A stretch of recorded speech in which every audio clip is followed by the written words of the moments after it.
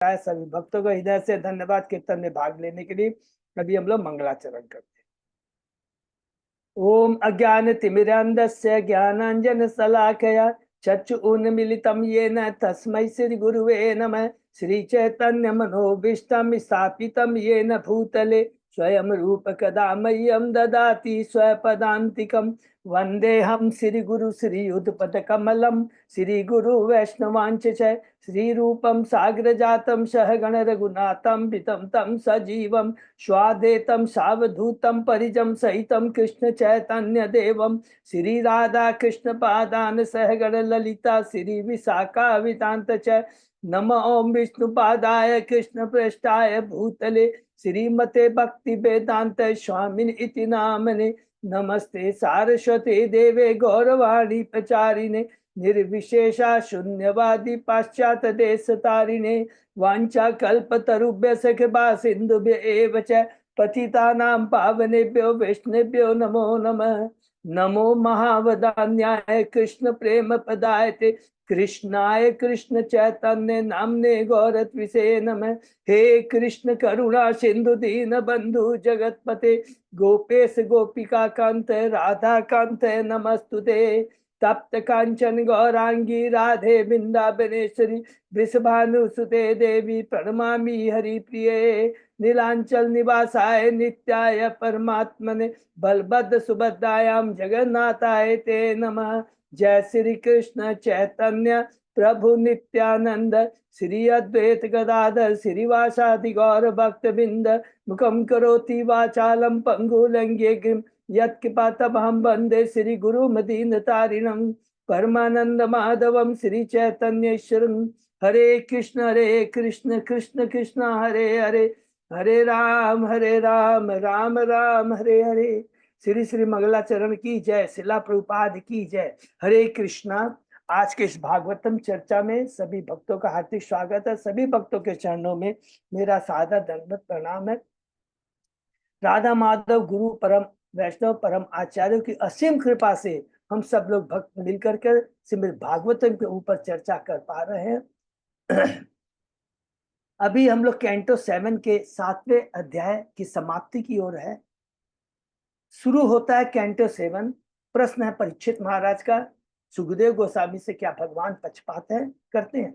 बहुत सिंपल शब्द में कहते हैं, हम अपनी भौतिक दृष्टि से जब हमारी चेतना कलुषित रहती है उसी समय ये द्वंद्व का विचार आता है। उसी समय ये मन में आता कि ये अच्छा है बुरा है, ये लाभान है, ये मेरे बारे में गलत सोच रहा है, यही सोच रहा है। ये सारी चीजें आती है 3 गुणों के प्रभाव से। जब हम तमोगुणी में रहते हैं तो अलग प्रभाव रहता है, रजोगुण में रहता है तो अलग प्रभाव रहता है, सतोगुण में रहते हैं तो अलग प्रभाव रहता है। हम खुद अपना ऑन असेसमेंट कर सकते हैं और उसी चीज को ध्यान में रखते हुए सुखदेव गोस्वामी जी कहते हैं नहीं नहीं, ये तो हमारी अज्ञानता है। भगवान तो क्या है, समभाव रखने वाले हैं, किसी से ऐसा नहीं करते हैं। उत्तर में जवाब में एकदम बहुत सुंदर एग्जाम्पल देते हैं। किसका? एक नारद मुनि नारद मुनि और युधिष्ठिर महाराज के बीच में जो वार्ता होती है उसमें कहते हैं देखो ना, शिशुपाल तो भगवान से बहुत ईर्ष्या करता था लेकिन फिर भी भगवान ने उसका उद्धार किया। तो भगवान कभी पक्षपात नहीं करते हैं। भगवान तो समदर्शी है। और ये जो भाव आता है ये तो क्या है, अज्ञानता के कारण 3 गुणों के प्रभाव के चलते। इसको मोटे अक्षर में प्लीज लिख लेंगे। फिर उसके बाद में कहते हैं अरे ये जो हिरण्यकशिपु है, उसे शिशुपाल है, सॉरी, ये जो शिशुपाल है ना, ये भगवान का परम भक्त है, जय विजय में से एक है। अरे इसका तो क्या हुआ कि जब चतुष कुमारों ने उनको शाप दिया था ना तो वो इस भौतिक जगत में आ जाते हैं। लेकिन वास्तव में यहाँ पर क्या बोलेंगे, चतुष कुमारों ने शाप नहीं दिया था। चतुष कुमारों ने भगवान विष्णु की इच्छा पूर्ति करने के लिए चतुष कुमारों के माध्यम से उन्हें शाप मिला। भगवान विष्णु क्या चाहते थे, अपने जय विजय, भगवान के हाथ में खुजली होती है, युद्ध करना चाहते हैं, वीर रस का आनंद लेना चाहते हैं। चतुष कुमारों की योग माया से बुद्धि को परिवर्तन करते हैं, जय विजय को अभिशाप देते हैं, जय विजय नीचे आते हैं। तो इसलिए युधिष्ठिर महाराज कहते हैं इस बात को सार्थक करने के लिए, अरे क्या भक्तों का भी पतन होता है। बोले नहीं, ये तो योग माया का प्रभाव है, ये सारी तत्व अंदर का ज्ञान है। बाहरी दृष्टि से दिखता है कि उनका पतन हुआ, भक्त का पतन नहीं होता है, वे नीचे उतरते हैं। पतन तो हम बद जीवों का होता है, भौतिक तृप्ति में जब आते हैं तो हम गिरते हैं, लेकिन भगवान के परम भक्त भगवान उतरते हैं। बद्ध जीवों का कल्याण करने के लिए उतरने में और गिरने में फर्क है।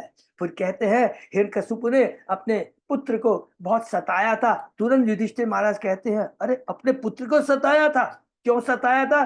परम भक्त था तो भक्त भी कैसे बना? तो दो प्रश्न करते हैं, दूसरे अध्याय में प्रवेश करते हैं। शीर्षक है असुराज हिरण्यकशिपु। बताते हैं कि किस प्रकार लीला यहाँ से शुरू होती है।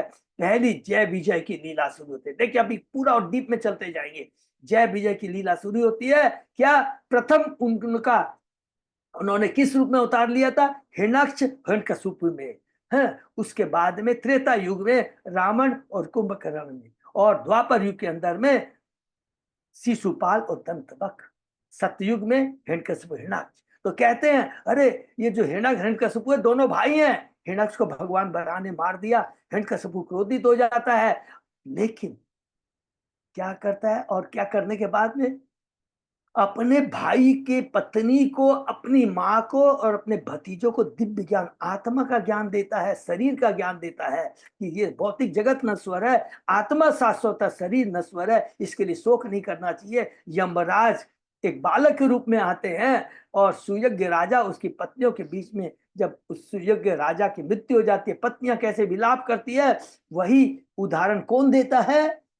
यमराज जी बच्चे के रूप में सबको देते। यही बात को हिरण्यकशिपु बताता है। और उसके बाद में तीसरे अध्याय में हम प्रवेश करते हैं। अमर बनने की हिरण्यकशिपु की योजना, इतना तो ज्ञान देता है तो असुर प्रवृत्ति ना, ज्ञान है लेकिन जीवन में नहीं उतारा है, विज्ञान नहीं है।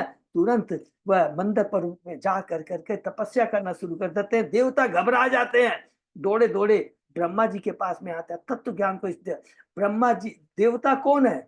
सतोगुण में रहते हैं, लेकिन फिर भी भौतिक आसक्ति है, भय रहता है। केवल एकमात्र भगवान का भक्त है जो भगवान पर निर्भय होता है, इस निर्भर होता है, इसलिए निर्भय होता है वो। लेकिन देवता भी घबरा जाते हैं, देवता के पास में आते हैं, ब्रह्मा जी के पास में आते हैं। ब्रह्मा जी फिर भृगु और दक्ष को लेकर के हिरण्यकशिपु के पास जहाँ तपस्या करते हैं वहां जाते हैं और उस पर अपना कमंडल से जल लेकर के छिड़कते हैं। उसका शरीर सुडोल हो जाता है और कहता है तुम क्या चाहते हो? वो कहता है न दिन में न रात में, मैंने बहुत सारी, सबको मालूम है। वो वरदान मांगता है। चौथे अध्याय में प्रवेश करते हैं, ब्रह्मांड के हिरण्यकशिपु का आतंक। तो ब्रह्मा जी कहते हैं तुम्हारी तपस्या बहुत सफल है और ये तुमने जो वरदान मांगा बहुत दुर्लभ है, फिर भी मैं तुम्हें देता हूं। जैसे ही मिलता है, हिरण्यकशिपु पूरे ब्रह्मांड में, तीनों लोक में आतंक मचा देता है। फिर देवता घबरा जाते हैं और उसके बाद में क्षीर सागर में भगवान विष्णु क्षीरोदय से विष्णु के पास में जाते हैं। भगवान बहुत सुनते हैं, बोलते हैं देखो जब तक वो मेरे परम भक्त प्रहलाद को नहीं सताएगा तब तक मैं उसका, तब तक कुछ नहीं होगा। अर्थात बोलने का मतलब यह है कि शुद्ध भक्त की कृपा के माध्यम से ही तुम लोगों का कल्याण होगा, प्रहलाद के माध्यम से ही तुम लोग का कल्याण होगा। ये बहुत बड़ा तत्व ज्ञान है। तो भगवान के भक्त को कोई सता नहीं सकता है। भगवान सब कुछ बर्दाश्त कर सकते हैं, अपने ऊपर गालियां बर्दाश्त कर सकते हैं, लेकिन भक्त के प्रति यदि कोई भी अन्याय करता है उसको भगवान बर्दाश्त नहीं कर सकते। दुर्वासा मुनि और अम्बरीश महाराज की उज्जवल कथा, उज्ज्वलन उदाहरण है। और उसके बाद में युधिष्ठिर महाराज को नारद मुनि कहते हैं कि प्रहलाद महाराज को जो सताया था, फिर दोबारा वही प्रश्न करता है युधिष्ठिर महाराज, तो उसने अपने नेक पुत्र को क्यों सताया था? तो उस प्रहलाद महाराज के बारे में बताइए। तो अध्याय 5 में हम प्रवेश करते हैं। यहाँ पर शीर्षक तो है हिरण्यकशिपु का साधु पुत्र प्रहलाद। तो अब प्रहलाद के बारे में शुरू करते हैं कि प्रहलाद हिरण्यकशिपु का पुत्र था और हिरण्यकशिपु ने किस प्रकार उसको शिक्षा देने के लिए पाठशाला में भेजते हैं और उसके गुरु होते हैं शुक्राचार्य के दो पुत्र संड और अमर्क। शुरू में कुछ दिनों ज्ञान देने के बाद हिरण्यकशिपु सोचता है बहुत अच्छा ज्ञान मेरे पुत्र को मिल गया, और कहते हैं बेटा तुमने क्या सीखा? और क्या सुंदर बात कहता है कि एक शिक्षा को टच कर। पहली जब बुलाता है तो क्या बोलता है? यह भौतिक जगत अंधकूप के समान है जहां पर कोई भी सुख नहीं है, केवल कष्ट ही कष्ट है।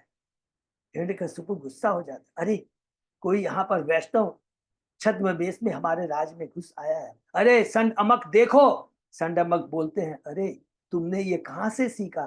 फिर वही बात कहता है, अब प्रहलाद महाराज पहले पिता को शिक्षा दिया, अब दे रहा है अपने गुरु को शिक्षा दे रहा है। कहता है कि भगवान की माया शक्ति बद्ध जीवों को चकमा दे कर करके मित्र शत्रु का या भेदभाव द्वैत भाव उत्पन्न करती है। हे ब्राह्मणों, जिस प्रकार चुंबक से आकर्षित लोहा स्वतः उसकी ओर आकर्षित हो जाता है जब तक कि लोहे में जंग न लगी हो। याद रखेंगे बोल, जब तक हमारी चेतना में भौतिकता रूपी जंग नहीं लगी रहती है तो सदैव हमारा आकर्षण किसके प्रति रहेगा? कृष्ण के प्रति रहेगा, क्योंकि उस समय हमारी चेतना शुद्ध रहती है। और किस प्रकार चुंबक रहता है? आत्मा परमात्मा में किस प्रकार चुंबक रहता है? जिस प्रकार लोहा और चुंबक आपस में चिपकते हैं। बहुत सुंदर एग्जाम्पल है। उसके बाद वे क्रोधित हो जाते हैं, वापस उसको लेके जाते हैं, उन्हें अर्थशास्त्र का ज्ञान देते हैं और उसको राजनीति का ज्ञान देते हैं। फिर हिरण्यकशिपु बुलाता है, गोद में बैठाता है। देखिए कितनी बड़ी बात है। हिरण्यकशिपु की आंख में आंसू आ जाते हैं, बात है पुत्र प्रेम के आंसू आते हैं। प्रश्न फिर कहता है कि बेटा तुमने क्या सीखा? और यहाँ पर प्रहलाद महाराज बहुत सुंदर क्या किसके बारे में बताते हैं? तीसरी बात शिक्षा बताते हैं, नवधा भक्ति के बारे में बताते हैं। फिर क्रोधित हो जाए हिरण्यकशिपु, गुरु के पुत्रों को डांटता है, संत अमर को तुमने ये सिखाया है। लेकिन चूंकि वो ब्राह्मण है, ब्राह्मण कभी इंसल्ट बर्दाश्त नहीं कर सकता, कहता है ये हमने नहीं सिखाया है, इसमें ये भक्ति इनबिल्ट है, स्वतः इसने सीखी है। तब फिर प्रहलाद महाराज से पूछता है हिरण्यकशिपु तुमने कहाँ से सीखा? तो ये तीन बातें जो कहता है, बहुत कहता है ये भौतिक जगत है, इसमें हम जो सोचते हैं सुख पाने की, ये तो जिसमें कोई रस नहीं है उसी को बार बार चबा, जैसे गन्ना कर रहे हो बार बार चबाते हैं, बार बार चबाते हैं, लेकिन उसमें कोई रस नहीं है। ऊंट है, कांटे को खाता है, सोचता है आनंद आ रहा है, लेकिन वो अपना खून ही तो पी रहा है। फिर दूसरी बात कहते हैं कि गुरु अगर अंधा है, शिष्य को भी अंधा बना देता है, दोनों ही गड्ढे में जाते हैं।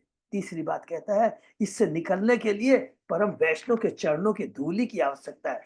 क्रोधित हो जाता है, गोद से निकाल के फेंक देता है, उसे हाथी के नीचे कई तरह से पहाड़ से नीचे गिरा कर करके मारने का प्रयत्न करता है। फिर संत अमर के कहते हैं आपको चिंता करने की बात नहीं है, बच्चा है, बड़ा हो जाएगा, सब कुछ भूल जाएगा। छोड़ देता है हिरण्यकशिपु और उसके बाद में पाठशाला में प्रहलाद महाराज शिक्षा पढ़ना शुरू कर देता है। लेकिन जब संत अमर नहीं रहते थे, अपने असुर सहपाठियों को बुलाकर भक्ति का ज्ञान देता है। तो वो क्या ज्ञान देता है? हमने 6वें अध्याय में पढ़ा, ये पूरा बहुत ही सुंदर ज्ञान है।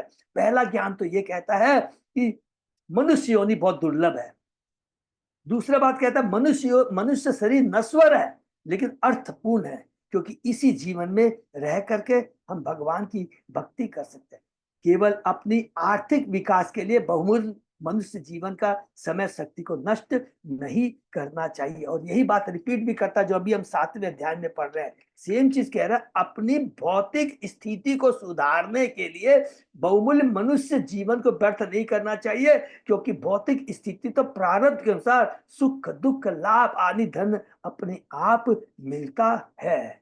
और उसके बाद में कहता है कि जो धन होता है क्या है, वो मधु से भी ज्यादा सबको मीठा लगता है। अतः हे मित्रों, भगवान नारायण ने यह दिव्य ज्ञान परम संत नारद को दिया था और मैंने ये ज्ञान अपने गुरु नारद से सुना। जैसे ही कहते हैं कि मैंने ये ज्ञान अपने नारद से सुना, असुर मित्र घबरा जाते, कंफ्यूज हो जाते। अरे भाई, तुम तो जिंदगी भर महल में रहे थे, राजमहल में रहे थे, कभी बाहर नहीं गए, कोई भक्त यहाँ नहीं आया, कोई संत यहाँ नहीं आया, तो तुमने ये ज्ञान कहाँ से सीखा? 7वें अध्याय में प्रवेश करते हैं। यहाँ पर फिर प्रहलाद महाराज अपने सहपाठियों को बताना शुरू करता है, जब मेरे पिता हिरण्यक्ष मंदर पर्वत में तपस्या करने से चले गए, इंद्र मौका पाते ही हम असुरों पर आक्रमण करता है, मेरी माँ को बंदी बनाता है, घींचता हुआ ले जाता है। नारद आते हैं, ये जघन्य अपराध मत करो, इस स्त्री के गर्भ में, कयादु के गर्भ में भगवान का परम भक्त शक्तिशाली दास पल रहा है और तुम में किसी में कैपेसिटी नहीं है उसको मारने की। जैसे ये बात कहता है, देवता घबरा जाते हैं, तुरंत कयादु को छोड़ देते हैं। इतना ही नहीं, देखिए कितना बड़ा काम करते हैं, उस गयादु माता के चारों तरफ प्रदक्षिणा करते हैं कि तुम इतने बड़े परम भक्त को कैरी कर रही हो। टोटल चेतना परिवर्तित हो जाती। क्यों परिवर्तन हो जाता है? क्योंकि नारद जी के मुख से ये वाणी सुना है। तो जब हम परम भक्त के मुख से वाणी सुनेंगे, 110% हमारी चेतना में परिवर्तन आएगा। उसके बाद में प्रहलाद महाराज बहुत अलग अलग बहुत सारी शिक्षाएं देता है। सबसे पहले किसका ज्ञान हमने पढ़ा? यहाँ पर आत्मा के ज्ञान के बारे में बताता है। और उसके बाद में कहता है कि दूषित बुद्धि का मनुष्य को प्रकृति के 3 गुणों को सहना पड़ता है और इस प्रकार वह भवबंधन में पड़ जाता है। अर्थात भौतिक जीवन से छूटने के लिए उसे सर्वश्रेष्ठ विधि को अपनाने के लिए स्वयं भगवान ने बताया है। वो क्या? सर्व धर्मान परित्यज्य मामेकम शरणम। भगवान की भक्ति करनी चाहिए, मनुष्य को प्रामाणिक गुरु स्वीकार करना चाहिए और अत्यंत भक्ति श्रद्धा से उसकी सेवा करनी चाहिए। प्रहलाद महाराज आगे कहते हैं, जो भक्ति के पद पर आसीन हो जाता है, देखिए तो जब उच्च धीरे धीरे भक्ति पर आसीन होता है तो क्या क्या होता है? हमने पढ़ा ना कि निष्ठा, रुचि, आसक्ति, भाव, प्रेम। जैसे अनर्थ वृत्ति नष्ट होती है तो क्या थे? निष्ठा, रुचि आ जाती है। पहले निष्ठा माने एकदम अच्छा हो जाता है, कभी नहीं कि आज किया और नहीं किया, निष्ठा आ जाती। फिर रुचि, उसमें फिर आनंद लाता है, प्रेम का अनुभव होता है। निष्ठा, रुचि, आसक्ति, उसके बाद भाव आने लगते हैं। कौन से भाव? उसमें रोमांच आता है, उसकी आंखों से आंसू निकलने लगते हैं, वाणी अवरुद्ध होती है। कभी वह नाचता है तो कभी जोर जोर से रोता है, कभी जोर जोर से सांस लेता हुआ सामाजिक शिष्टाचार की परवाह किए बिना पागल व्यक्ति की तरह जोर जोर से हरे कृष्ण, हे भगवान, हे ब्रह्मांड के स्वामी का उच्चारण करता है। दूसरे शब्दों में उसकी चेतना पूर्ण रूप से भगवान की ओर मुड़ जाती है। तब भक्त सारे भौतिक कलमश से मुक्त हो जाता है। उसका मन तथा शरीर आध्यात्मिक गुणों में बदल जाते हैं। उसका ज्ञान, उसकी भौतिक चेतना, समस्त प्रकार की भौतिक इच्छाएं जलकर भस्म हो जाती है और भगवान के चरण कमलों की शरण प्राप्त कर लेती है। हरि बोल। जीवन की वास्तविक समस्याएं, हे मित्रों, जन्म और मृत्यु का चक्कर है। किंतु जो कृष्ण भक्ति में लग जाता है तो वह जन्म मृत्यु का चक्कर, वो जन्म मृत्यु का चक्र छुप जाता है, रुक जाता है। कृष्ण भक्ति करने के लिए फिर तीसरी बात कहते हैं कि देखो, भौतिक जगत के बारे में बताया, फिर कृष्ण भक्ति के बारे में बताया। और कृष्ण भक्ति प्राप्त करने के लिए बहुत इंपॉर्टेंट ये जो है उसको सब याद रखेंगे। कृष्ण भक्ति प्राप्त करने के लिए कोई योग्यता, धन, संपत्ति और कोई कठिनाई नहीं होती है। इसके उल्टे अगर हम गलत कार्य करते हैं, नरक में जाने के लिए गलत कार्य करते हैं, और नरक में जाने के लिए गलत कार्य करने के लिए कितना धन लगता है और कितना परिश्रम लगता है। हमको शराब पीना है तो पैसा लगता है, शराब खाने में जाना है, वैश्यावृत्ति करना है तो वैसा जाना, पैसा देना, हर चीज में पैसा, समय लगता है। किसके लिए? नरक में जाने के लिए। इतनी गहरी बात कितना सुंदर तक से यहाँ का है। जितने भी भौतिक प्रयास से अर्जित वस्तुएं हैं ये क्षणिक होती है। आप अपने भौतिक प्रयास से जिसने भी भौतिक इच्छा अर्जन कर लीजिए, यहां तक कि यह शरीर भी, जबकि हमने इसे शाश्वत समझ रखा है। ये शरीर भी नश्वर है, शरीर से संबंधित जो संबंध नश्वर है, जो संपत्ति है वो भी नश्वर है, उपाधि सब कुछ नश्वर है। इसलिए इसे चला कहा गया, अर्थात ये कभी भी स्थिर नहीं रहती है, चली जाती है। वास्तव में कोई तभी तक सुखी रहता है। देखिए ये लास्ट जो श्लोक पढ़ा बहुत इंपॉर्टेंट। वास्तव में कोई सुखी तभी तक सुखी रह सकता है जब तक वह भौतिक सुख के लिए प्रयत्नशील नहीं होता। हरि बोल। अगर हम सुख पाने के लिए भौतिक प्रयास करते हैं तो हम वास्तव में दुखी हो जाएंगे। सुखी होने के बजाय हम लोग दुखी हो जाए। जो ही हम भौतिक सुख के लिए कार्य आरंभ कर देते हैं, तो ही उसी दिन से दुख की अवस्था आरंभ शुरू हो जाती है।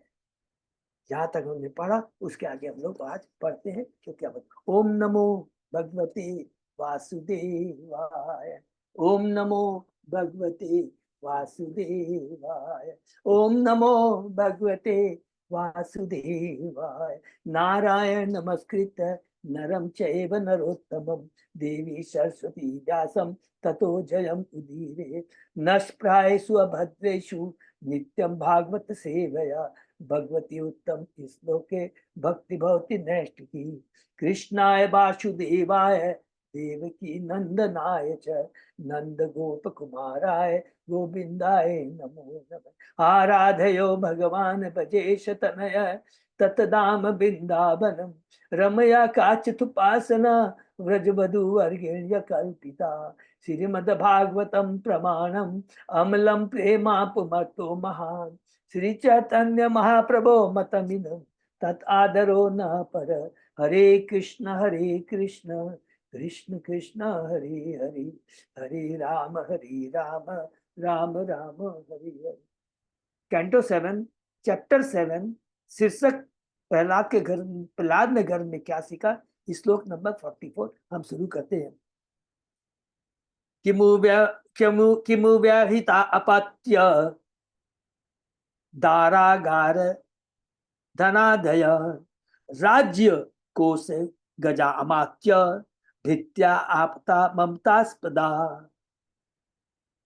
चूंकि शरीर को अंततः मल या मिट्टी में बदल जाना है, अतः इस शरीर से संबंधित साज सामान यथा पत्नियां, घर, धन, बच्चे, संबंधी, नौकर चाकर, मित्र, राज्य, खजाने, पशु, पुष्प तथा मंत्रु से क्या प्रयोजन है। ये सभी नश्वर है। सभी एक समय आने पर, काल आने पर, मृत्यु आने पर हमें छोड़ देंगे, हम उनको छोड़ देंगे। इनके विषय में और अधिक क्या कहा जा सकता। कितनी कटु सत्यता जीवन की प्रहलाद महाराज बता रहे हैं। और ये सब ज्ञान इनको कौन दिया है? नारद जी ने दिया है। जो ज्ञान दिया, देखिए, क्योंकि शीर्षक क्या है, प्रहलाद ने गर्भ में क्या सीखा, तो ये सब परमात्मा का ज्ञान, भक्ति का ज्ञान, भौतिक जगत की नश्वरता संबंधी से सब ज्ञान किसने दिया? नारद जी ने इसको दिया है, प्रहलाद महाराज को दिया। और प्रहलाद महाराज जी वही ज्ञान अपने असुर मित्रों को बता रहे हैं। किमो ते आत्मन तुच्छे सह देहेन नश्वरे अनर्थ अर्थ शंकाशो नित्यानंद रसो ददे। ये सारे सात समान तभी तक अत्यंत प्रिय लगते हैं जब तक यह शरीर है, किंतु जो ही यह शरीर नष्ट हो जाता है, जो कि स्वयं में ही नश्वर है, जो ही शरीर से संबंध ये सारी वस्तुएं भी समाप्त हो जाती है। अतः वास्तव में किसी को इनसे कुछ लेना देना नहीं रहता है। वह अज्ञानवासी उन्हें मूल्यवान समझ बैठता है, अज्ञानवासी उन्हें शाश्वत समझ बैठता है। खुद के शरीर को शाश्वत समझता है, सारे संबंध को शाश्वत समझता है, ये सारी संपत्ति को शाश्वत समझ बैठता है। शाश्वत सुख के आगार की सागर की तुलना में ये सारी वस्तुएं नगण्य है। शाश्वत जीव के लिए ऐसे नगण्य संबंधों से क्या? शाश्वत तो कोई चीज है, आत्मा शाश्वत है, भगवान शाश्वत है, भगवान का धाम शाश्वत है, भगवान से हमारा संबंध है वो शाश्वत है, और उस शाश्वतता में ही दिव्य आनंद है। कृष्ण भावनामृत या कृष्ण भक्ति शाश्वत आनंद का सागर है। इस शाश्वत आनंद की तुलना में समाज के कथाकथित सुख, मित्रता, प्रेम व्यर्थ तथा नगण्य केवल धोखा ही देने वाले हैं। अतः मनुष्य को क्षणिक वस्तुओं के लिए आसक्त नहीं होना चाहिए। मनुष्य को चाहिए कि कृष्ण भाव ने स्वीकार करके सदा के लिए सुखी बन जाए, शाश्वत आनंद के लिए सुख मिल जाए। निरुपत्याम इह स्वार्थ किन्यान दे भृतो असुरा निषेकादिषु अवस्थासु क्लिश्य मानस्य कर्म भी। हे मित्रों, हे असुर पुत्रों, जीव को अपने पूर्व कर्मों के साथ नाना प्रकार के शरीर प्राप्त होते हैं। अपने कर्मों के साथ नाना प्रकार के शरीर प्राप्त होते हैं, अर्थात 84 लाख योनियों को प्राप्त करने के बाद में ये मनुष्य योनि प्राप्त होती है। इस तरह वह जीवन की सभी स्थितियों में गर्भ में प्रवेश करने से लेकर अपने इस विशेष शरीर तक कष्ट ही कष्ट भोगता प्रतीत होता। बार बार माँ के गर्भ में जन्म लेता है, फिर यहाँ पर भोगता है, फिर मरता है, फिर जन्म लेता है। तो ये चक्र चलता रहता है। अतः तुम लोग पूरी तरह विचार करो, करके मुझे बतलाओ कि जीव का ऐसे सकाम कर्म में वास्तविक स्वार्थ क्या, इसमें क्या बात, जबकि ये दुख तथा कष्ट प्रदान करने वाले हैं। हरि बोल। वो खुद एक प्रश्न करते हैं प्रहलाद महाराज, तुम ही लोग बताओ कि ऐसे प्रयास में, ऐसे जीवन से क्या लाभ है जिसमें कष्ट ही कष्ट। कर्मणा देवेन नेत्र जंतु देहो पतत्ति। मनुष्य को अपने कर्म के साथ विशेष प्रकार शरीर मिलता है। इस संसार में विशेष का शरीर से प्राप्त होने वाला भौतिक आनंद विषय भोग पर आधारित है। यत मैथुनादि गृह मेदी सुखम ही तुच्छम सारा संसार केवल मैथुन सुख के लिए कठिन श्रम कर रहा है, मैथुन सुख भोगने, जो कि चींटी से लेकर करके हर योनि में है, हर योनि में है। और मैथुन सुख भोगने और भौतिक जीवन को बनाए रखने उसे अत्यधिक श्रम करना पड़ता है, और ऐसे कार्यों के कारण वह दूसरे शरीर के लिए तैयारी करता है। हरि बोल, कितनी बड़ी बात कहते हैं। बोलते ये जो प्रश्न, जितना भी ये भौतिक प्रयास करते हैं, भौतिक तुष्टि की तुष्टि के लिए, तृप्ति के लिए, ये किसके लिए तैयारी है? ये जो इतना समय बिताते हैं, जो अर्जन करते हैं, ये क्या है? दूसरा नासवान शरीर को प्राप्त करने के लिए सारे प्रयास हो रहे हैं। प्रहलाद महाराज इस विषय को अपने असुर मित्रों के समक्ष विचारार्थ प्रस्तुत करते हैं कि तुम लोग इस पर विचार करो। सामान्यतः असुर लोग यह नहीं समझ सकते कि तथाकथित भौतिक जीवन आनंद अर्थात मैथुन सुख की सारी वस्तुएं अत्यधिक कठिन श्रम पर निर्भर करती है। कि ये भौतिक जगत का जो सुख प्राप्त करने के, कौन सा सुख? क्षणिक सुख। उसको ब्रैकेट में लिख देंगे बार बार, क्षणिक सुख। तो क्या बुद्धि काम करेगी? भौतिक जगत का क्षणिक सुख प्राप्त करने के लिए कितना विशाल मेहनत, प्रयत्न, एनर्जी और धन खर्च करना पड़ता है। कर्माणि आरभते देहि देहेनात्म अनुवर्तिना कर्म भी तनुते देहम उभयम तु अव्यक्त।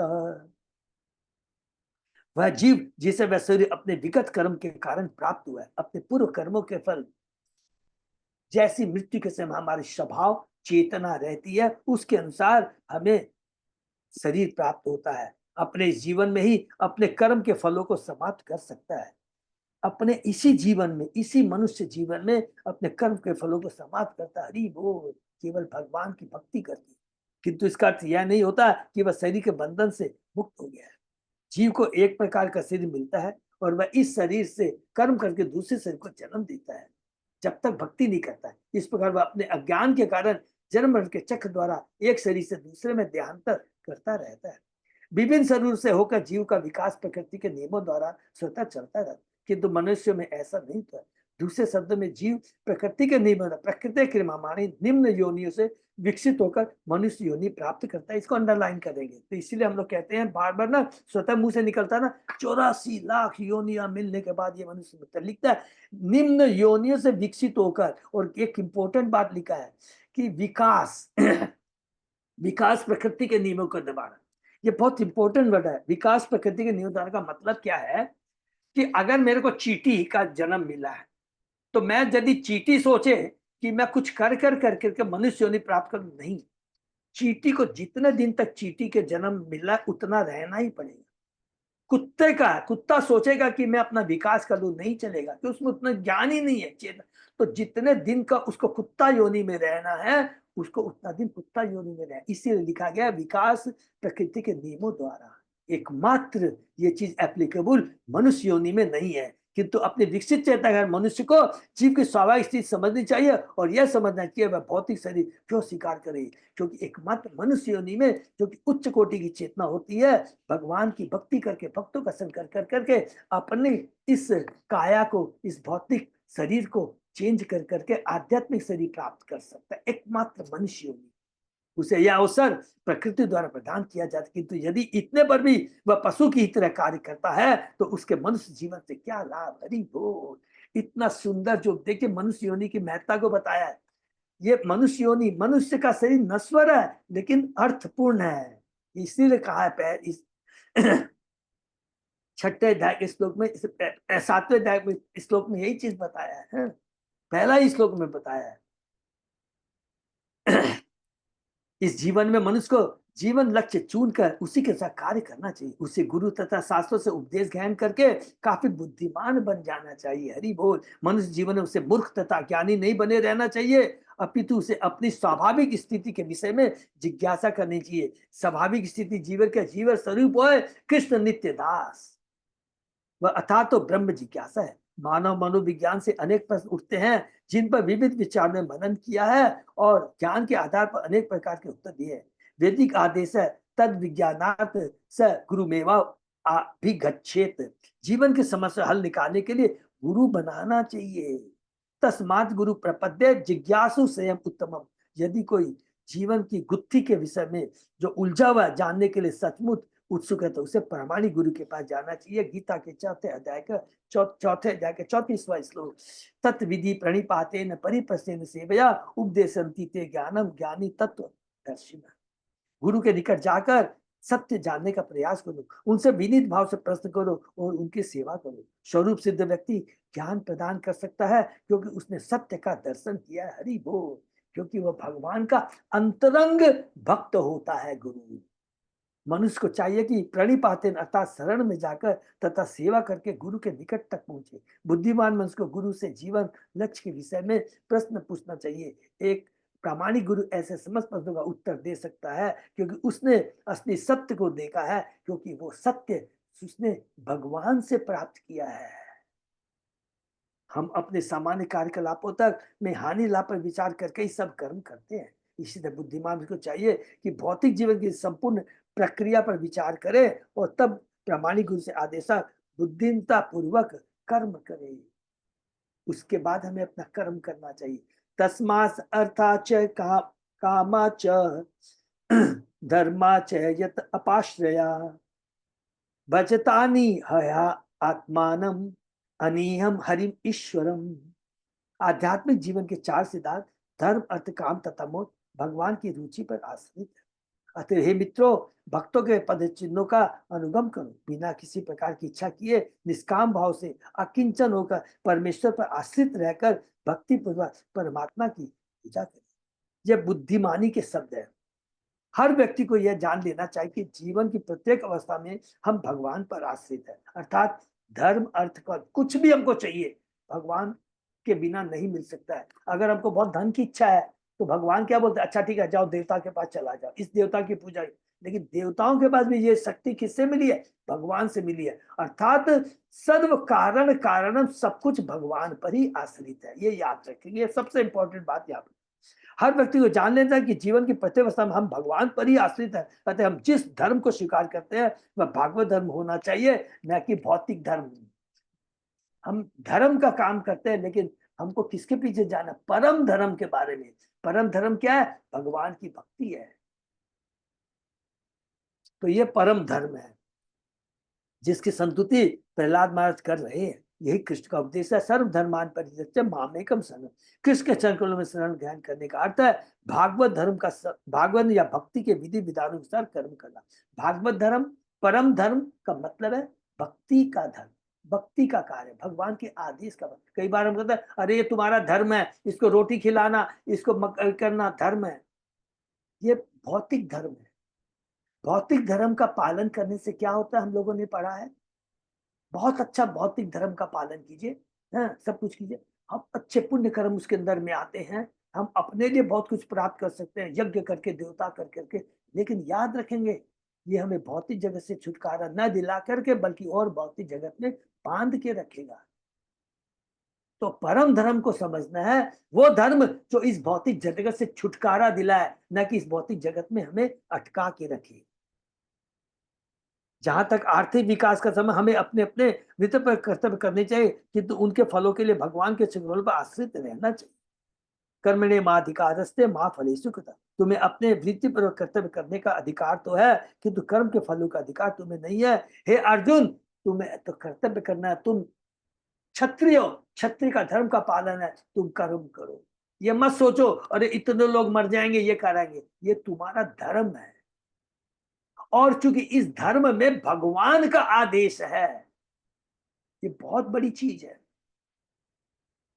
तो अर्थात हम जो भी भौतिक कार्य करें इस भौतिक जगत में, कृष्ण को केंद्र में रख कर काम करेंगे तो उसका फायदा क्या होगा कि उस कर्म का फल हमें नहीं भोगना पड़ेगा। यही सीक्रेट ऑफ सक्सेस है। आध्यात्मिक स्पिरिचुअल एडवांसमेंट का यही सक्सेस है। कृष्ण को केंद्र में रखकर कोई भी भौतिक कार्य करेंगे तो बताइए क्या होगा?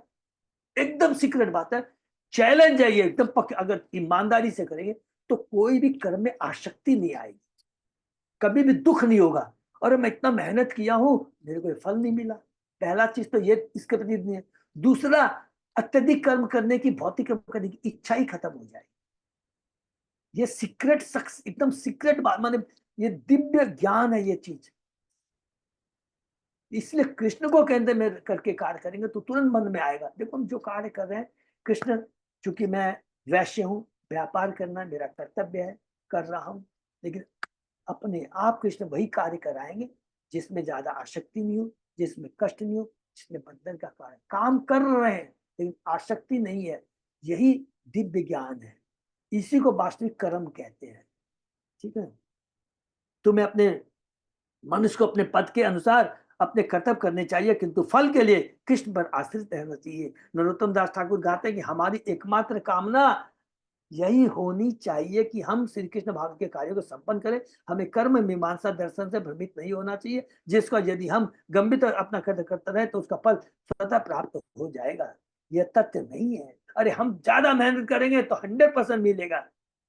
हम जीवन में देखे हैं, जो आदमी कुछ नहीं करता, अपने आप उसके पास सारे प्रपोजल आ जाते हैं, सारी सब कुछ आ जाता है और अंगूठा छाप भी अरबपति बन जाता है। लेकिन जो पढ़ा लिखा है, बहुत कुछ है, बहुत बुद्धि लगाता है, प्लानिंग करता है, सब कुछ करता है, इन्वेस्टमेंट भी करता है, लोन लेकर इन्वेस्टमेंट करता है, लेकिन सब कुछ चला जाता है। इसलिए हमारे हाथ में नहीं है। अंतिम फल तो भगवान की इच्छा पर निर्भर करता है। अतः भक्ति में भक्त भगवान पर पूर्णतः आश्रित रहता है और दम्भहीन होकर अपने वृत्ति कार्य कर्तव्य संपन्न करता है। अतः प्रहलाद महाराज ने अपने मित्रों को सलाह दी कि कृष्ण पर पूरी तरह निर्भर रहे और भक्ति पर उनकी पूजा करे। सर्वेषाम अपि भूतानां हरि आत्मोश्वर प्रिय भूते महद्दबी स्वकृत्य कृता नाम जीव संहिता संगीत। भगवान हरि समस्त जीवों के आत्मा तथा परमात्मा है। प्रत्येक जीवित आत्मा तथा भौतिक शरीर उनकी शक्ति का प्राकट है। अतएव भगवान अत्यंत प्रिय है और परम नियंता है। परमेश्वर अपनी विविध शक्तियों, भौतिक, आध्यात्मिक तथा शक्तियों द्वारा प्रकट होते हैं। वे इस भौतिक जगत में समस्त जीवों के आदि स्रोत हैं और हर एक के हृदय में परमात्मा रूप में विद्वान है। यद्यपि जीव अपने विभिन्न प्रकार के शरीरों का कारण है, किंतु शरीर तो भगवान के आधीन प्रकृति द्वारा प्रदान किया जाता है। हरि बोल। अर्थात सर्व कारण भगवान है। इवन प्रकृति की ताकत नहीं अपने मध्य। भगवान, हम कुछ इच्छा व्यक्त करते हैं, उसके बाद भगवान क्या करते हैं, सेकंड स्टेप क्या है, भगवान उसको सैंक्शन करते हैं और उसके बाद में प्रकृति को ऑर्डर देते हैं, इसको ये सुविधा तुम प्रदान कर दो। तो भगवान की इच्छा के बिना पत्ता तक नहीं हिल सकता है, ये यहाँ पर बताया जा रहा है। ईश्वर सर्वभूतानां हृदयेषु अर्जुन तिष्ठति ब्राह्मयम सर्वभूतानि यंत्रारूढ़ानि माया। हे अर्जुन, भगवान प्रत्येक जीव के हृदय में स्थित है और उन सबको घुमा रहे हैं जो मानो बौद्धिक शक्ति से बने एक यंत्र पर आरूढ़ हो।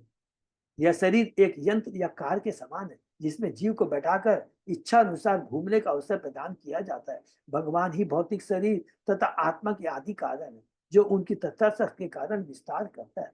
परमेश्वर समस्त जीवों के सर्वाधिक प्रिय है। अतः प्रहलाद महाराज अपने सहपाठियों को जो असुरों के पुत्र सलाह देते हैं कि वे पुनः परमेश्वर की शरण ग्रहण करें। देव देवस्वरो मनुष्यो वा यक्षो गंधर्व एव वा भजन मुकुंद चरणम स्वांति मानसात यथा भयम। यदि देवता, असुर, मनुष्य, यक्ष, गंधर्व या अन्य कोई इस संसार के भीतर मुक्तिदाता मुकुंद के चरण की सेवा करता है तो हमारे प्रहलाद जैसे महाजनों के ही समान कल्याण का भाजन होता है। हरि बोल। कोई भी, चाहे वो देवता हो, असुर हो, मनुष्य हो, यक्ष, गंधर्व, प्रहलाद महाराज ने अपना ही जीता जागता उदाहरण देते हुए कि मैं तो असुर हूं, देखो, अपने मित्रों से अनुरोध किया कि वे भक्ति में लग जाए। चाहे कोई देव समाज का हो या असुर समाज का, मानव समाज या गंधर्व समाज का, प्रत्येक जीव को मुकुंद की शरण करनी चाहिए और सौभाग्य प्राप्त करना चाहिए। पहला तो चीज लिखा है, शरण ग्रहण करनी चाहिए, और एक ब्रैकेट में लिख सकते हैं, सबको इक्वल अधिकार है भक्ति करने का। चाहे वो देवता हो, चाहे गंधर्व हो, या मनुष्यों में भी ब्राह्मण हो, क्षत्रिय हो, वैश्य हो, चंडाल हो, कोई भी हो, सबको भक्ति करने का अधिकार है और उसे भक्ति करनी चाहिए।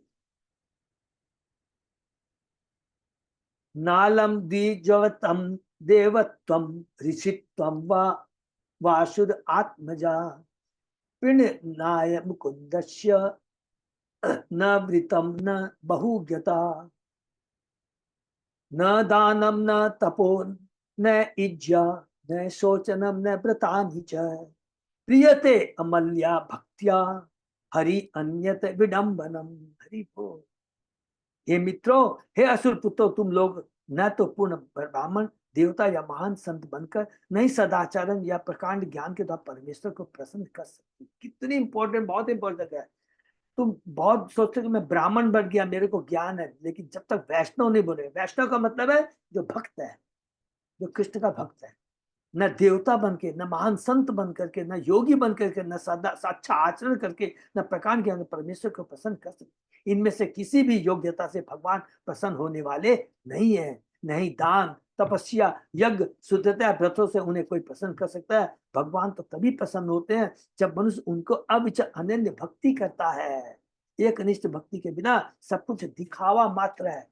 इतना कट माने माने पूरी चेतना को एकदम, हमारी जो बुद्धि है, बद्ध बुद्धि को कैसे देखिए खोल रहा है, एकदम क्लियर कह रहा है। प्रहलाद इस निष्कर्ष पर पहुंचता कि परमेश्वर की सभी प्रकार से सेवा करने पर भी कोई पुण्य बन सकता है। ईश्वर प्रेम विकसित करने के लिए ब्राह्मण, देवता, ऋषि जैसे भौतिक उच्च पद कारण स्वरूप नहीं है, किंतु यदि कोई निष्ठापूर्वक भगवान की सेवा में लगा रहता है तो उसकी कृष्ण चेतना पूरी हो जाती है। इसकी पुष्टि भगवद गीता में बहुत इंपॉर्टेंट श्लोक है, नोवेल। अपि चेतसु दुराचारो भस्ते मामन्य भाकर साधु रेव स मंतव्य सम्यक व्यवस्थित हो ही सर। भले ही कोई अत्यंत निंदनीय कार्य क्यों न करे, किंतु यदि वह भक्ति में लगा रहता है तो वह साधु माना जाता है। ज्वलंत उदाहरण क्या है? अजामिल कितने भी घृणित कार्य करे, उसको साधु कहा गया। इसका मतलब सबको समझ में आया? क्योंकि उसको ये मालूम है, उसने ये एक्सेप्ट कर लिया है कि कृष्ण ही सर्वेश्वरा है। लेकिन कभी कभी माया के प्रभाव में आकर पूर्व जन्म के कारण वो कभी भ्रमित होकर गलत कार्य कर बैठता है। कभी भी उसका मजाक नहीं उड़ाना चाहिए, क्योंकि माया इतनी प्रबल है। क्योंकि उसको तो ये अभी तक उसके हृदय में ये चीज है कि भगवान ही सब कुछ है।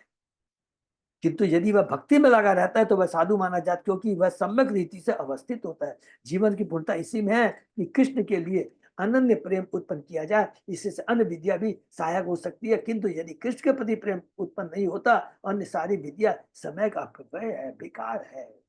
धर्म सुनिश्चित है पुंसा विवक्षेन कथासु यह न उत्पादयेत यदि रतिम श्रम एवं केवल। हरि बोल, बहुत इंपॉर्टेंट है। लास्ट देखिए क्या, श्रम एव ही केवलम, मनुष्य के द्वारा किसी भी व्यवसाय से संबंधित किए गए कर्तव्य, धर्म व्यर्थ श्रम होते हैं यदि वे भगवान के प्रति आकर्षण न उत्पन्न करते। इसलिए कहते हैं कि जो भी हम धर्म अर्थ कुछ भी काम करते हैं, जो अन्य कोई भी सकाम कर्म या भौतिक कर्म करते हैं, याद रखेंगे कृष्ण को केंद्र में रखकर अगर नहीं करेंगे तो सब बेकार है और सब बंधन का कारण बन जाएगा। ततो हरो भगवती भक्तिम कुरुत दान हुआ आत्म ओपमयेन सर्वत्र सर्वभूतात्मनीश्वरे। हे मित्र असुर पुत्र, जिस प्रकार तुम सब अपने आप को देखते हो और अपनी देखभाल करते हो, उसी तरह समस्त जीवों में परमात्मा के रूप में सर्वत्र विद्यमान रहने भगवान को प्रसन्न करने के लिए उनकी भक्ति स्वीकार करो। हरि बोल। आत्मोपमेयेन शब्द का अर्थ है अपने ही समान अन्यों को सोचना। मनुष्य आसानी से यह निष्कर्ष निकाल सकता है कि बिना भक्ति के, बिना कृष्ण भाव हुए कोई सुखी नहीं रह सकता। अतः भक्तों का कर्तव्य है कि विश्व भर में सर्वत्र कृष्ण भावनी का प्रचार करे, अर्थात प्रीचिंग के बारे में कह रहे हैं। केवल अपना कल्याण करने से नहीं चलेगा, दूसरों में भी कृष्ण भावनामृत का हमें प्रचार करना है, कृष्ण भावनामृत को जागृत करना है। कृष्ण भावनामृत का प्रचार सर्वश्रेष्ठ कल्याण कार्य है, जो कि स्वयं भगवान ने गीता के 18वें अध्याय के 69 श्लोक में यह बात कही है कि मुझे सबसे प्रिय वही है जो मेरे नाम का प्रचार दूसरों में करता है। निसंदेह श्री चैतन्य महाप्रभु ने इसे पर उपकार का, और यही वास्तविक उपकार है। जिन लोगों ने भारत भूमि में मनुष्य रूप में जन्म लिया है उसे पर उपकार करने का कार्य भारत भूमि से होइल मनुष्य जन्मजार जन्म सार्थक हो रही कौरव पर उपकार। तो दो बात देखिए कितनी इंपॉर्टेंट है हमारे लिए। भारत भूमि में कौन सा जन्म? मनुष्य जन्म लिया है, तो वो बहुत भाग्यशाली है। तो उसका हमें क्या है? सदुपयोग करना चाहिए। और वो सदुपयोग क्या है? पहले आचार और फिर प्रचार, अपने को भक्ति में लाए और फिर दूसरों में भी भक्ति जागृत करे। यही है पर उपकार। सारा संसार कृष्ण भावना के अभाव से पीड़ित है, अतः श्री चैतन्य बापू ने भारत में जन्म लेने वाले मनुष्य को उपदेश दिया है कि कृष्ण भावना द्वारा अपने जीवन को पुण्य बनाए और फिर सारे विश्व में इस दिव्य संदेश का उपदेश है, जिससे अन्य लोग कृष्ण भावना के लिए नियमों का पालन करके सुखी बन सके। हरि बोल। दैत्या यक्ष रक्षांसी स्त्री शुद्ध व्रजोक्षः खगा मृगा पाप जीवा संति ही अच्युतताम गता। हे मित्र असुर पुत्रो, तुम समेत यक्ष राक्षस प्रत्येक व्यक्ति अज्ञानी स्त्रियां शूद्र ग्वाले पक्षी निम्न पशु तथा पापी जीव अपना अपना मूल शाश्वत आध्यात्मिक जीवन पुनः प्राप्त कर सकते हैं और भक्ति योग के सिद्धांतों को स्वीकार करने से सदा सदा इसी तरह बने रह सकते हैं। भक्तों को अच्युत गोत्र हरि बोल अर्थात भगवान का वंश कहा जाता है। तो ये चीज सबको मेरे ख्याल से मालूम है, समझ गया। जब भी हम लोग कोई जाते हैं ना कहीं, अच्छा तो कोई भी पूजा उजा या कृष्ण की भक्ति, इवन नरसिंह भगवान की पूजा करते हैं मायापुर में जाके, तो हम लोग से पूछता है आपका गोत्र क्या है। तो जिनने दीक्षा लिया याद रखेंगे वो अपना गोत्र क्या बताएंगे, अच्युत गोत्र। बंसल गर्ग ये सब नहीं बताना है, क्या बताएंगे, अच्युत गोत्र। क्योंकि अब वो भगवान को समर्पित हो चुका है, गुरु को समर्पित हो चुका है, तो उसका एक ही, क्योंकि भगवान का गोत्र क्या है, अच्युत गोत्र है। वो भक्त अच्युत गोत्र अर्थात भगवान का वंश कहा जाता है। भगवान अच्युत कहलाते हैं, जैसा कि भगवद गीता में इंगित किया गया, सैन्य रूप भयो मध्य रथम स्थापय में अच्युत। भगवान इस जगत में अच्युत है क्योंकि परम आध्यात्मिक पुरुष है। इसी प्रकार भगवान के अंश होने के कारण जीव भी अच्युत बन सकते हैं यदि वो दीक्षा ले लेते हैं। यदि वो दीक्षा लेते हैं तो भी अच्युत बन सकते हैं। यद्यपि प्रहलाद की माता बद्ध अवस्था में थी और असुर की पत्नी, लेकिन यक्ष राक्षस स्त्री शुद्ध यहाँ तक कि पक्षी तथा अन्य निम्न जीव भी अच्युत गोत्र को प्राप्त कर सकते हैं। हरि बोल। चैतन्य महाप्रभु ने जब झारखंड के जंगलों में से प्रवेश किया था, सबका उन्होंने कल्याण कर दिया था। यही सर्वोच्च सिद्धि है। जिस प्रकार ये याद रखेंगे, ये थोड़ा याद आ गया तो 2 मिनट में बता देंगे। तत्व को जब समझेंगे ना समझ में आएगा। चैतन्य महाप्रभु का झारखंड से होकर जाने का उद्देश्य क्या था, बस इसी पर तत्व आचार्यों ने लिखा। हम नहीं समझ सकते। एकमात्र था कि वहां के पशु पक्षियों जंगली जीवन पौधे पौधों सबका कल्याण करना था। इसीलिए याद रखेंगे, जब चेतन बाबा वहां से प्रवेश कर रहे थे तो सियार शेर गीदड़ हिरण सभी हाथ उठाकर नाच रहे थे। शेर वो नहीं सोच रहा था कि अरे मेरा तो शिकार यहाँ पर है, हिरण को खाऊंगा, नहीं। ये है दिव्य भगवान की भक्ति की शक्ति का प्रभाव। जिस प्रकार कृष्ण कभी च्युत नहीं होते, उसी वजह जब हम अपनी आध्यात्मिक चेतना कृष्ण को पुनः जागृत कर लेते हैं तो हम पुनः भव सागर में नहीं गिरते। हरि बोल। मनुष्य को चाहिए कि परम अच्युत श्री कृष्ण की स्थिति को समझे। उन्होंने भगवद गीता में कहा, जन्म कर्म चाहे में दिव्य एवं यो वेति तत्व त्यक्ता देहम पुनर्जन्म नैति मामेति स्वज। हे अर्जुन, जो मेरे प्राकट्य माने मेरा जो प्राकट्य में आता हूं उसको साधारण नहीं समझना चाहिए, तथा कार्य और मैं जो कार्य करता हूं उसकी दिव्य प्रकृति को, उसको भौतिक नहीं, उस दिव्य प्रकृति को जानना। तो मेरे जो कार्य होते हैं वो हम बद्ध जीवों के कल्याण के लिए। और कौन सा कल्याण, ये नहीं कि रोटी पानी देने के लिए, नहीं, परम कल्याण के लिए। अर्थात भगवान अपने साथ ले जाने के लिए आते हैं, वैसा कार्य करते हैं, वैसा ज्ञान देते हैं। और भगवान का शरीर भौतिक नहीं होता है, भौतिक जगत में आने के बाद भी उनका आध्यात्मिक शरीर होता है। अवजानंती मामुड़ा मानुषित निवासुत। लेकिन जो मूर्ख होते हैं वो उनको साधारण मनुष्य मानते हैं, उनके कार्यों को साधारण मानते हैं। हे अर्जुन, जो मेरे पाकर कर्तव्य की दीप जानता है वह अपना सिर त्यागने के बाद इस जगत में पुनः जन्म नहीं लेता, हरि बोल, बल्कि मेरे नित्य धाम को प्राप्त होता है। मनुष्य को चाहिए कि अच्युत को अर्थात भगवान को समझे और यह भी समझे कि हम उनसे किस प्रकार संबंध है। हमारा शाश्वत संबंध है भगवान से, क्योंकि हम उनके शाश्वत अंश हैं। इसीलिए कहते हैं शाश्वत संबंध। उसे भगवान की सेवा करनी चाहिए, यही जीवन की पूर्णता है। श्री मध्वाचार्य कहते हैं, अच्युतताम च्युति वर्जनम। अच्युतता शब्द उस मनुष्य का सूचना जो इस जगत में कभी नहीं गिरता, अपितु भगवान की सेवा सदा वैकुंठ लोक में रहता आ रहा है। हरि बोल। एतावान एव लोकेस्मिन् पुंसा स्वार्थपर स स्मृत एकांत भक्ति गोविंदे यत् सर्वत तत् इक्षणम। इस भौतिक जगत में समस्त कारणों के कारण गोविंद श्री कृष्ण के चरण कमलों के प्रति सेवा करना और सर्वत्र उनका दर्शन करना ही एकमात्र जीवन लक्ष्य है। जैसा कि समस्त शास्त्रों ने बताया, मनुष्य जीवन का चरम लक्ष्य, परम लक्ष्य इतना ही है। इस श्लोक में आगत सर्वत्र अधिक क्षणम शब्द भक्ति की चरम सिद्धि को बताते हैं, जिससे प्रत्येक वस्तु गोविंद के कार्यकलापों से संबंध दिखती है। अतएव उच्च भक्त महाभागवत कभी भी किसी वस्तु को गोविंद से असंबंध नहीं देखते। स्थावर जंगम देखे ना देखे तार मूर्ति, सर्वत्र होय निज इष्ट देव स्फूर्ति। हरि बोल। चेतन चेतावनी। महाभागवत प्रत्येक चल तथा अचल वस्तु को देखता है, लेकिन वह उनके वास्तविक रूप को नहीं देखता। प्रत्युत वह जहां कहीं भी देखता है वही उसे परमेश्वर का रूप प्रकट होता है। अर्थात जो कुछ भी देखता है उसको वो क्या है, भगवान से संबंधित देखता है। इसका मतलब ये हुआ, जो कुछ भी देखता है, ये पेड़ पौधे हैं, ये भगवान की शक्ति का है। अरे एक वैज्ञानिक तो एक घास का तिनका तक नहीं बना सकता है, और बड़ी बड़ी बातें हम लोग करते हैं, वो लोग बड़ी बातें करते हैं, नोबेल पुरस्कार मिलता है। हर चीज भगवान की शक्ति का प्रकट है। अर्थात कृष्ण ही एकमात्र शक्तिमान है, बाकी सब कुछ उनकी शक्ति है। यहाँ तक कि इस जगत में भी भक्त भौतिक रूप से प्रकट होने वाली वस्तुओं को नहीं देखता, इसके बदले में वह हर वस्तु में गोविंद के दर्शन करता है। अर्थात ये भगवान की शक्ति का प्रकट्य है और ये भगवान की सेवा के लिए है। दो चीज रखें, ये भगवान की शक्ति का प्रकट्य है और भगवान की सेवा के लिए। ये मनुष्य शरीर है, भगवान की कृपा से मिला है, भगवान की सेवा के लिए। जब कोई व्यक्ति किसी वृक्ष या मनुष्य को देखता है तो उन्हें गोविंद रूप में देखता है। गोविंदम आदि पुरुषम।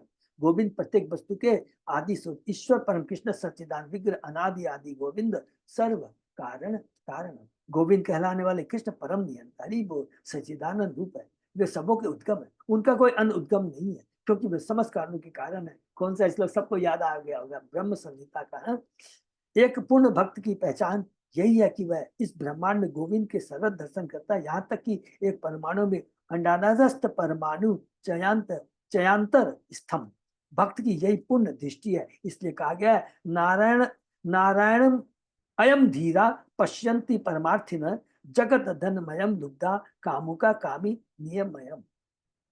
भक्त हर एक को नारायण रूप में देखता है। नारायणम अयम, प्रत्येक वस्तु नारायण की शक्ति का विस्तार है। जिस प्रकार लोभी को प्रत्येक वस्तु कमाई का साधन प्रतीत होती है और जिस प्रकार कामी को सारी वस्तु काम के लिए अनुकूल लगती है, उसी तरह परम पूर्ण भक्त प्रहलाद महाराज ने एक पत्थर के खंबे के भीतर भी नारायण को देखा। हरि बोल। लेकिन इसका अर्थ यह नहीं है कि हम किसी भ्रष्ट व्यक्ति द्वारा गढ़े गए दरिद्र नारायण शब्द को स्वीकार करें। वास्तव में जो नारायण का सर्वत्र दर्शन करता है वह दरिद्र तथा धनी में कोई अंतर नहीं करता। दरिद्र नारायण को चुनना और धनी नारायण का परित्याग भक्त की यह दृष्टि नहीं होती, प्रत्युत यह भौतिकतावादी व्यक्तियों की अपूर्ण दृष्टि है। इस प्रकार से महादेव के सप्तम इसका अंग्रेज प्रहलाद के ने गर्भ में क्या सीखा, शिष्य 7वें अध्याय का भक्ति वेदांत तात्पर्य पूर्ण हुआ। हरि बोल। तो लास्ट के हम लोग जो ने 10 श्लोक जो भी पढ़े हैं, 10-12 श्लोक, इसमें इसी चीज को प्रहलाद महाराज ने स्थापित किया है। मनुष्य योनि बहुत दुर्लभ है, 84 लाख योनि के बाद ये मिलता है, और इसका पूरा पूरा हमें लाभ उठाना चाहिए। हमें अपने आर्थिक दशा को सुधारने के लिए नहीं, ये हम नहीं सुधार सकते हैं, लिखा है प्रारब्ध के अनुसार जो है वो मिलेगा। और हो सकता है इस जन्म में, ठीक है, हम देवताओं की पूजा कीजिए, यज्ञ कीजिए, खूब उपकार कीजिए, फल मिलेगा, पुण्य कर्म मिलेंगे, लेकिन रहना इस भौतिक जगत में ही रहना पड़ेगा। लेकिन मनुष्य योनि बार बार नहीं मिलती, क्योंकि हम आते हैं, माया इतनी प्रबल है, बहुत सतर्कता रखने के बाद भी गलतियां हो जाती है। आप सबकी बात छोड़ दीजिए, भरत महाराज के देखिए, भगवान के परम भक्त हैं, जंगल चले जाते हैं, हरिण के प्रति आसक्ति हो जाती है, दूसरा जन्म वही हरिण का मिलता है। भक्ति भले ही नष्ट नहीं हो, लेकिन क्या होता है, मिला तो भौतिक शरीर ना, जन्म मिला। तो इसी जन्म में अगर हम भगवान की पूर्ण रूपेण भक्ति करते हैं, शुद्ध भक्तों के संग में रह करके, तो इसी जन्म में हम इस भौतिक जगत से छुटकारा पा सकते हैं। यही बात प्रहलाद बार बार रिपीट करते हैं, और बार बार ये किसको कह रहे हैं, लास्ट में मोस्ट इंपॉर्टेंट बात है, किसको कह रहे हैं, असुर को कह रहे हैं, एक असुर मित्र को कह रहे हैं। अर्थात भगवान की भक्ति प्राप्त करने के लिए मैं, ये असुर है, ये है, ये चंडाल योनि में लिया है, ये ब्राह्मण, कोई माने नहीं रखता है। और इसी बात को, इसी श्लोक को, इसी गीता का, भागवत का ज्ञान प्राप्त करके प्रभुपाद जी अमेरिका गए।